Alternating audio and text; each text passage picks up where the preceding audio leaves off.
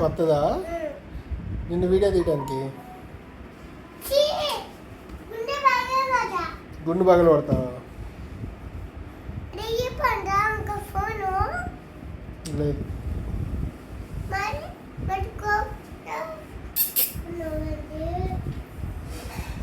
ఇదిగో ఇటు చూడరాయి.